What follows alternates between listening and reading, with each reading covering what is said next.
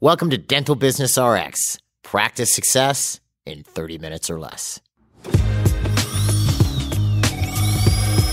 Thank you for calling ABC Dental. This episode is part 2 of our 2-part series on streamlining and strengthening your treatment presentation and acceptance process in your dental practice. Now, if you missed last week's episode, which, I gave you a basic overview of the business process as it relates to sales, and then got into a specific example showing each team member's role using a new patient initial phone call as an example through the exam. I definitely go back and give it a listen if you haven't listened to it already to kind of bring yourself up to speed. Or, if you're like me, you might just listen to this one and listen to that one later, just bull ahead. It's fine.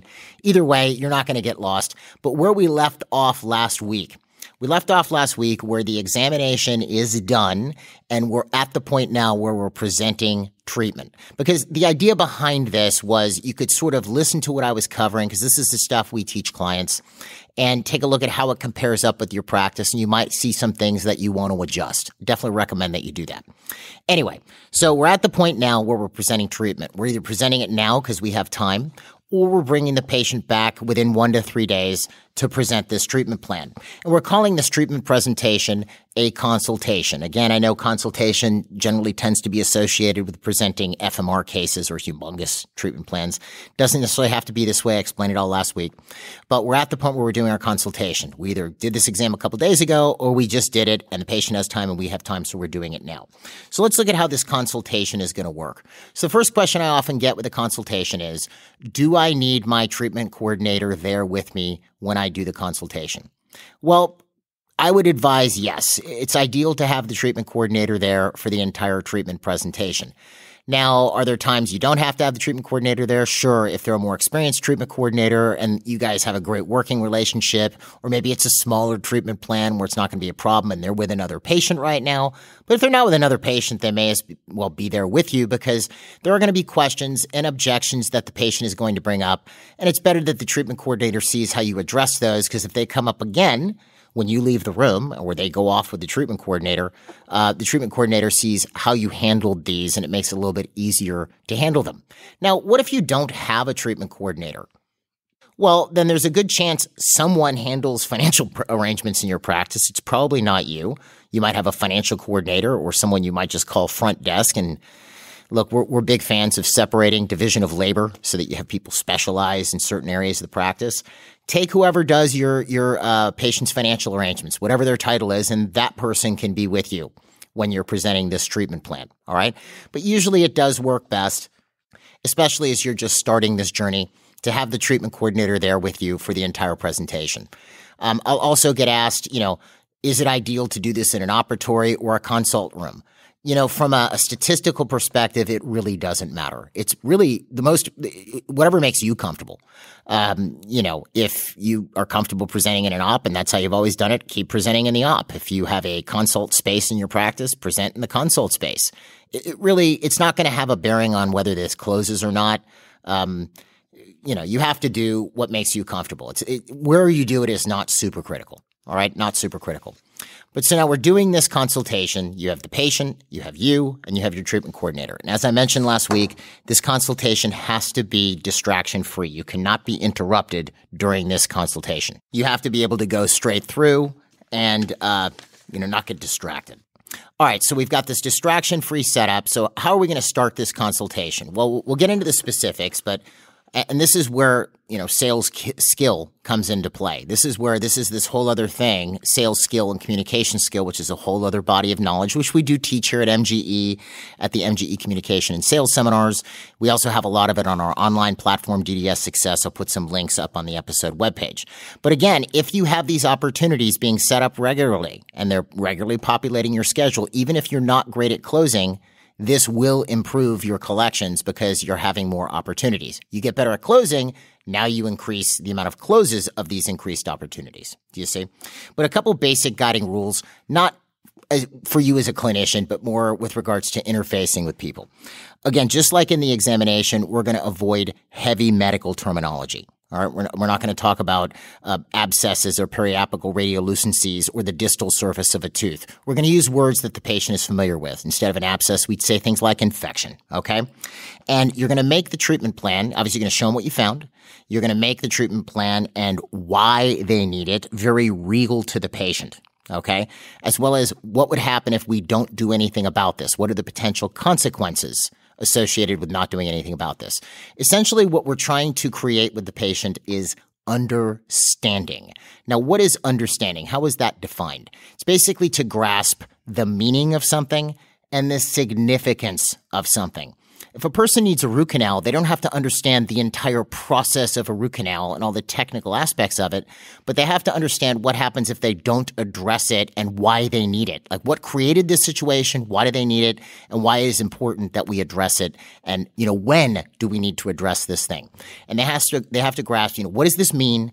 And they have to understand the significance of it. What is significance? How important is this? And in a lot of cases where you've had maybe, some active disease in a patient's mouth, and you've explained to them that you need to do something about it, and their response is that they can't do it right now, doctor, because they have to go on a cruise. It's because they don't understand what's going on. They don't grasp the significance of that, because if they really did, if someone said that to you, you wouldn't say you have to go on a cruise. You'd want to handle it right away. Well, if they say that, it's not because they're bad or have a low dental IQ or whatever. They just don't get it. So you have to explain it in such a way that they grasp how important this is. And this is what happens. You'll hire a new employee and they don't really know the ropes yet. And they're busy, filing something while the phone's ringing and not answering the phone. They don't realize that answering the phone is more important to the business than filing that piece of paper. That can be filed later. Okay. So if someone doesn't understand, they'll look stupid, for lack of a better word, because they don't know what's important and what's not. Do you see? So this is where during this explanation, you're going to go over what you found, what you want to do about it, how important it is. They have to understand it. What happens if we don't do anything about it, and so on. And again, this comes back to sales skill, and this is something that we teach separately, but these are some of the basics that you're going to want to go over. You're going to want to make sure that you answer any of their questions. And sometimes a person will have a question and not ask a question. They'll sort of clam up. Well, let's say you're talking to somebody and they're very talkative as you're going through the presentation, and then all of a sudden they clam up once you said something. You said, root canal, or you said crown, or you said something. And you see them clam up all of a sudden, like they just stopped talking. I would address that. Hey, I noticed a second ago you seem to be pretty engaged, and then all of a sudden you stop talking. What's happening? Because that's a form of, communication in and of itself. I'm observing what is going on with the person. If all of a sudden they went from looking happy to looking sad, I'm going to want to find out why. That's part of communicating, okay? And, as a part of this, make sure, again, they have whatever chief complaint they had when they came in. You have to make sure whatever you're presenting addresses their chief complaint. Otherwise, you're sort of missing the mark in that regard. And, look, I've been asked before, let's say you've just taken over a practice, or you're newer in your practice, or it's a new patient and you're just a bit scared that with this new patient, they need all this treatment. If you tell them all the treatment they need, you're going to scare them away. So, because I've seen people do this, the patient needs, all this treatment, including they have mild perio. So you go, okay, well, I'm going to present the mild perio now. When they come back for their perio treatment, I'll go back and present the other treatment. I am not a fan of that. That is not what I would recommend for one of our clients to do. This isn't like, every new dental appointment gives them a new reveal. You're better off telling them everything they need. Now, some people may react well to this and some not, right? Because people are different. Everybody is an individual and they're all going to have individual responses. But I would much more appreciate it if my doctor just leveled with me and told me, look, Jeff, here's what's going on. Okay? So I could confront the breadth of whatever it is they explained that I needed. And this is why, again, when we're setting up this consultation, we're making sure we have adequate time. If I have a new patient and they have a humongous treatment plan, I'm probably allocating more time. If it's a smaller treatment plan, I'm not. So this way I have time to deal with this when it comes up with the patient. Now, at some point during this discussion, fees are going to come up. The patient's going to ask how much it costs. Or, ideally when you're presenting this, you have a piece of paper or an iPad with it on there, or a screen, or a hologram if you're really technically advanced. But you have some means of pointing to something to show the patient their treatment plan. Like a written treatment plan. There should be something that you're showing them as you're going through this. Now, that treatment plan should have a price on it. And either the patient's going to ask or you're going to tell the patient. Now, I've had some people ask, should I tell the patient how much it costs at the end? Should I tell them at the beginning? And I think I've brought this up before. We have clients all over the place on this. There is no right or wrong way. You do what's comfortable to you. I've seen some clients do it right early on so they can just throw it out there and the patient's thinking with it for the next 20 minutes, or they wait till the end before they go over with the patient. But in any event, you're going down this treatment plan with the patient, you're explaining to them what it is, why they need it, etc., and then fees are going to come up. Now, should the doctor discuss fees? If you've listened to this podcast before, you know that absolutely the doctor should discuss fees. I know that in some cases doctors don't want to discuss fees, but remember, it's A, your business, and B, the patient is more likely to listen to the doctor than anyone else. So now let's talk about this fee discussion for a second. There's a couple ways you could do this. Let me give you the minimum. Like what's the minimum I would expect of an MGE client once we taught them this? The bare minimum is I would expect them to at least give the patient the fee. Yes, this treatment plan is $8,000. Well, wow, that's a lot of money, doctor. I don't know how I'm going to pay for that. This is the minimum. I would do more than this, but let me just throw this out here. You could say something like, it's $8,000. I don't know how I'm going to pay for that. Okay, good. Well, your treatment coordinator's there, Joe or Jackie or whatever their name is, right? Let's say it's Joe. Well, you and Joe can discuss how you're going to take care of that or how we're going to work that out so that we can get you in for this treatment. That's the bare minimum. I personally think you should be doing more than that, but if you're not even doing that, that's the bare minimum I would say start doing tomorrow. Start telling patients how much things cost. It will produce the most marked change. It's shockingly ridiculous, and you will see more closes of cases in your practice. It's just funny. But that's the minimum. Now, what would I do? Or what would I recommend is, you get to the point where you're discussing fees, either the patient has asked or you're bringing it up. Well, you might have different ways that they can pay for it in the practice already outlined. They can pay in full and save this much by prepaying. They can pay half down and half later. They can finance it. Like you lay out the options right then and there, and you can have them pick one. If anything, let's look at how this discussion might go. It might be, well, treatment plan's $8,000. The patient, wow, that's a lot of money. I don't know how I'm going to pay for that. You might ask him, well, how would you normally take care of something like this? They might go, I don't know. Wow, it's just a lot of money. I guess I could put it on a credit card. Do you guys accept payment plans? Well, here again, I would take this a step further, and I'll tell you why. Because you could blanketly go, oh, yeah, we have payment plans and send them off with your treatment coordinator, and now they're on a 2-year payment plan through a finance company where you're eating 15%. But if you'd asked one more question, well, how much would you want to pay per month? Oh, I could pay $2,000 a month.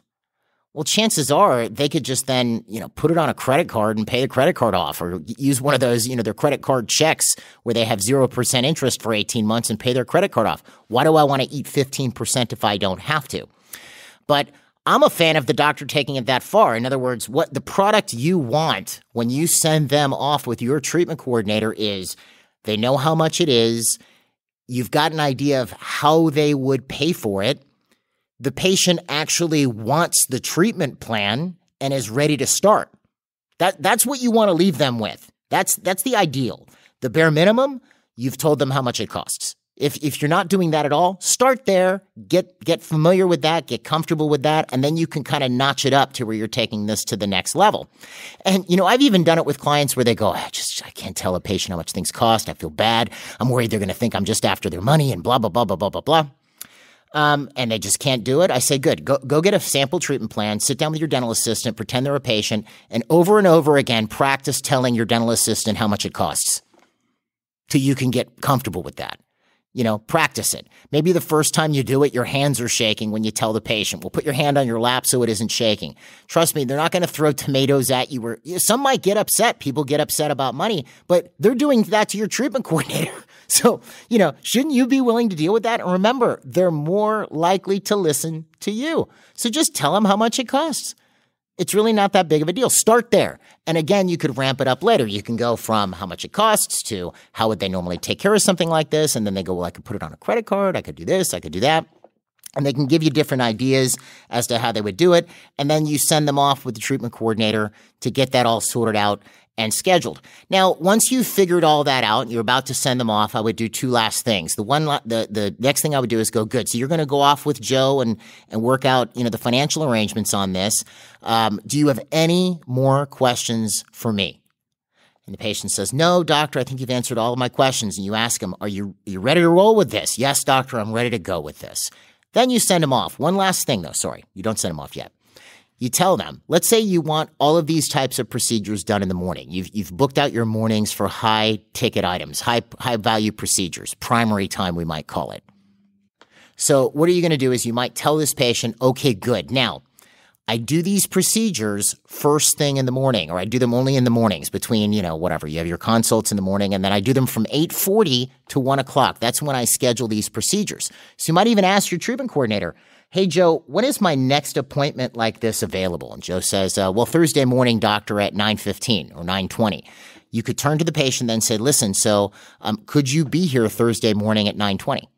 The patient says, yeah, sure, I could do that. Okay, good. Well, we'll sort all that out. We'll get you scheduled. I look forward to seeing you Thursday. Then you leave the room or they leave the room to go off to Joe's, the treatment coordinator's office. So you've done a couple things there. Number one, you've made sure there are no further questions. All right. Patient, you've answered all of them. Number two, the patient wants to do the treatment. Okay. And number three, you've actually planted the seed, I hate using that term, but to get them scheduled for a morning appointment. Because if you don't do that, they may go up to the front after they've sorted out financial arrangements and, the scheduler says, okay, good, we want to get you in the morning. Oh, I can only come in the evenings. Well, again, what you say as the doc is going to have more weight. So you've thrown that out there. It took you 2 sentences and the patient agreed. They're already thinking that they're going to have to be there in the morning. So now they're going to go off with your treatment coordinator and sort out how they're going to pay. Now, in an earlier episode, was actually episode 42, where we got more into the whole financial discussion with the patient. It was actually, I had Sabri on to go over this. We talked about a couple things that I want you to think with here. Number one, what tends to happen, especially when there's so many patient financing options available these days. What tends to happen is, you say your treatment plan's $8,000 and the patient maybe looks a bit concerned and you go, but it's fine. We have all kinds of payment plans. You can go off the treatment coordinator and you can figure out which one you're going to do. So you haven't allowed the patient to participate in solving this problem. They have a problem. They have to come up with $8,000, but you haven't made them participate in the solution. So then they go off. They apply for financing, and, you've probably seen people get disapproved that you thought would get approved, and people get approved you thought would never get approved through patient financing. So they go off, let's say, and they get disapproved for patient financing. So now your treatment coordinator goes, okay, well, let's figure out how we're going to take care of this. And the patient, they got disapproved. There's nothing worse than being rejected. If you apply for credit online and you get rejected, and it's just you and the internet, you don't feel embarrassed, right? It's probably not fun. But let's say you apply for credit in front of somebody else and you get declined. That's degrading. So your patient goes off, gets declined for financing, feels horrible. Now your treatment coordinator is trying to get them to figure out another way to pay, and they go, look, I don't want to talk about it, and they just leave. I'll call you, or I'll figure something out, or whatever. They're not in the frame of mind where they're being very solution-oriented now. So what I'm a fan of is you lay out what the treatment plan is, how much it costs. You ask them how they would normally handle this. Well, could I put it on a credit card? Could I do this? Could I do that? Could I do a payment plan?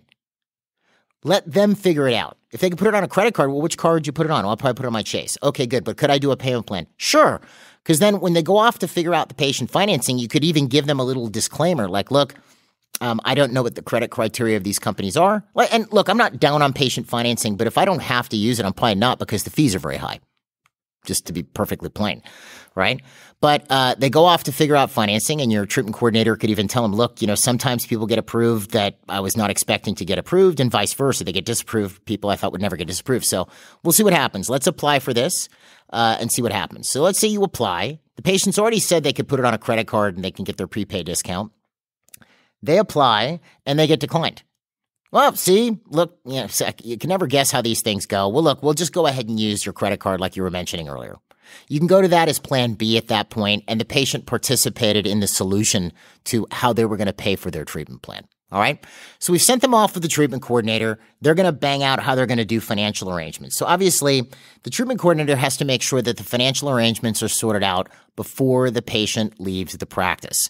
And there may be cases where you as the doctor need to be called back in, which could be a problem if you're with the next patient. That could be a real problem. What if you're into the next consultation?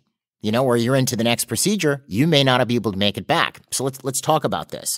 So patient goes to the treatment coordinator. Let's say they needed 6 crowns, right? And it's, let's say you charge $1,200 a crown. It's a $7,200 treatment plan.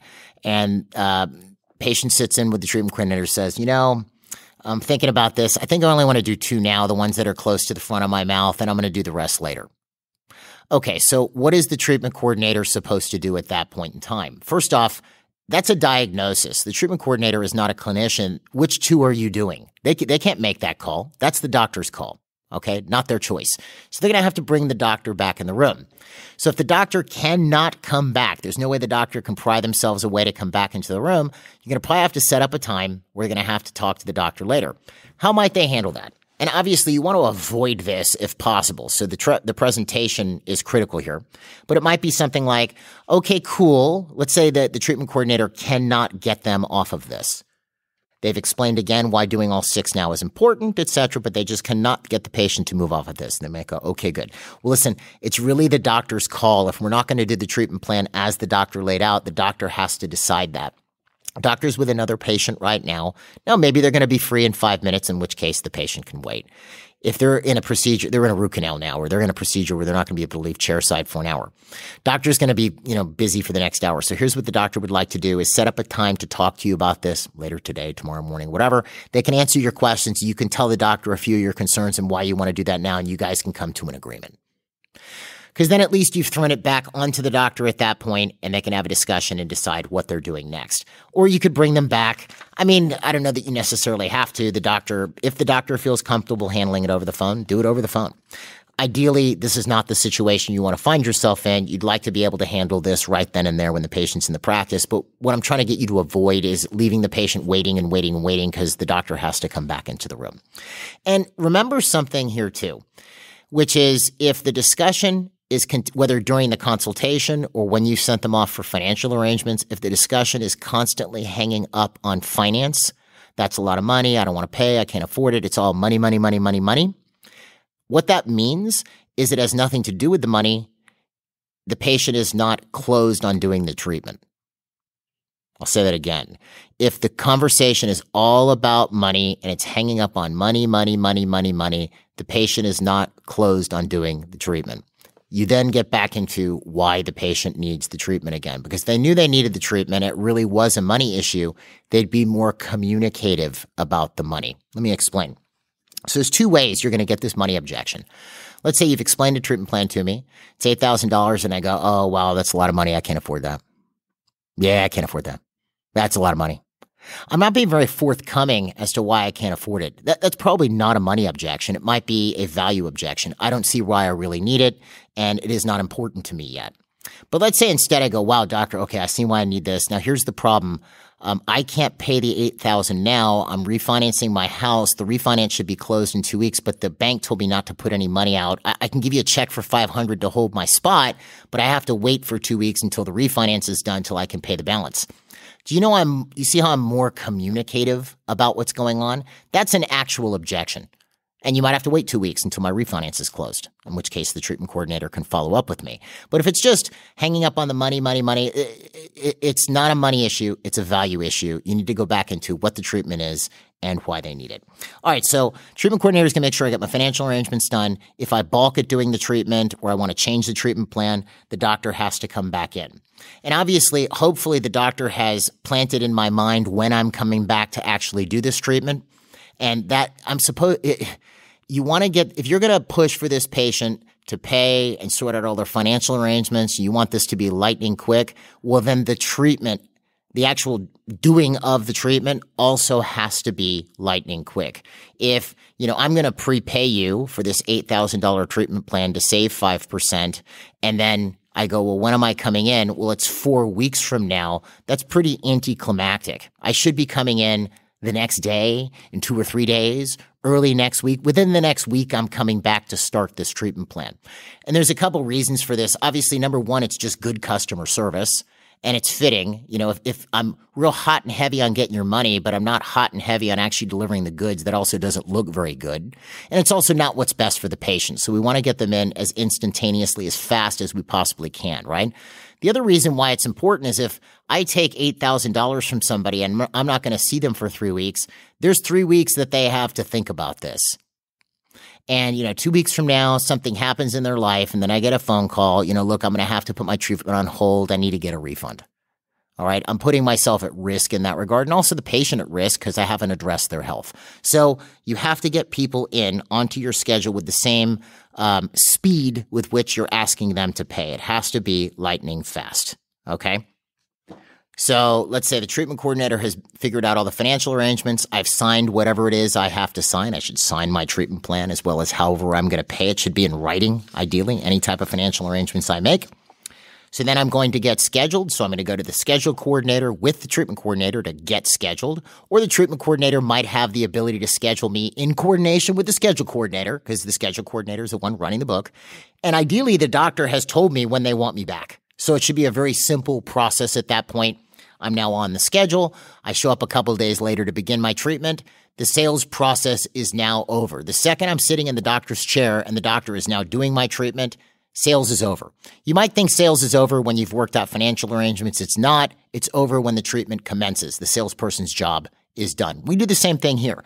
If one of our salespeople sell you a course, their job is not over to arrive to start taking the course. Because it's not just that their job isn't just to take your money. Their job is to make sure you actually start your service. Okay? So now, the sales process is done when treatment commenced, but what are we doing afterwards? Treatment is commenced. After treatment, it's important, of course, that we get this person onto the recall schedule so that we retain them in the practice and that they're staying with the practice regularly as a patient of record.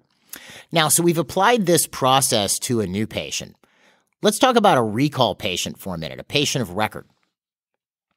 How might that look? Well, you have the same problem you have with a new patient you have with a patient of record during a recall exam. So let's say you treatment planned a patient for, 2 inlays and a crown last time they were in for a recall exam, and they didn't accept it. So they come in for their next recall. You pop in for the exam, and you notice you haven't done this treatment yet, and you only have 5 minutes, and you have a patient that you're in the middle of a procedure with that you got up from to come do this recall exam. Well, you're going to bring this patient back for a consultation, and that's why we have these consultation slots on your schedule.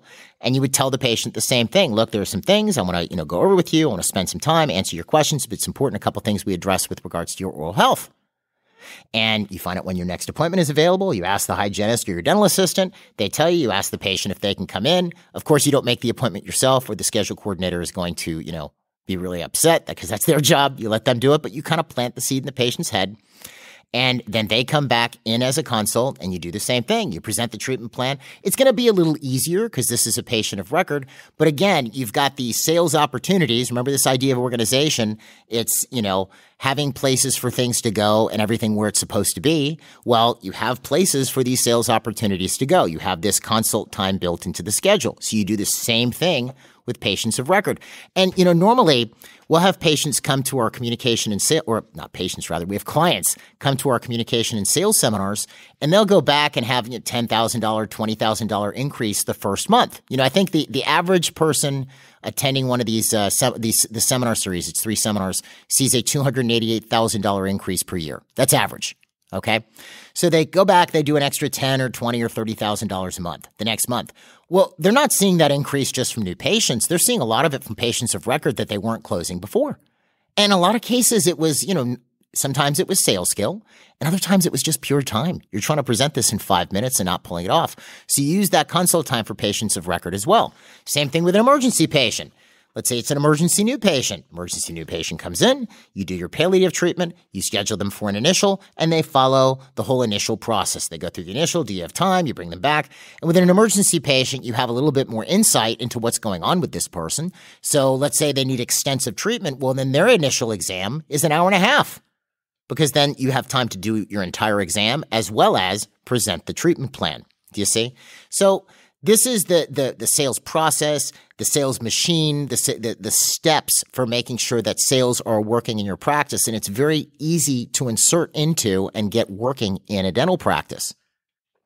From a results perspective, if you add this process, especially if you add it to more sales skill, this is where you see practices doubling or tripling without a lot more additional expense.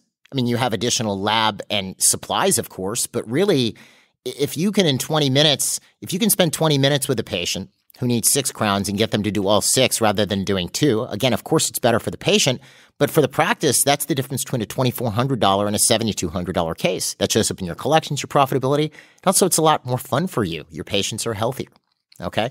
And as far as the sales skills aspect of this, you can learn more about that on our online platform, DDS Success. I'll put a link in the description, as well as at the MGE Communication and Sales Seminars. I'll put that link in there as well. But that more or less hits on the process. I mean, I could sit here and talk more about it and the various nuances of it, but it's really not more complex than that. So what I would advise you to do, if you want to improve on this in your practice, you want to see some immediate benefit from this, take last week's episode, take this week's episode, listen to it, maybe even listen to it with your team. Have a little staff meeting and sort of catalog where you're doing things right and where you need improvement in the office. Kind of gives you some ideas, a little bit of a barometer as to what needs a little bit more attention. And then start implementing these things as a team. It's a lot easier when you're doing it as a team to improve overall practice performance. And I'd love to hear how you do with it. Anyway, folks, that's all I have for you this week. Appreciate you listening. And if you have any questions at all, you can contact us here at MGE. You can find us online at mgeonline.com. You can call us at 800-640-1140. If you have any specific questions that you want to address to me, you can go to our podcast website, Dental Business RX, and there's an Ask Jeff section or Contact Jeff, or you can just email me directly at jeffb@mgeonline.com. Anyway, have a great week, and we will see you at the next episode.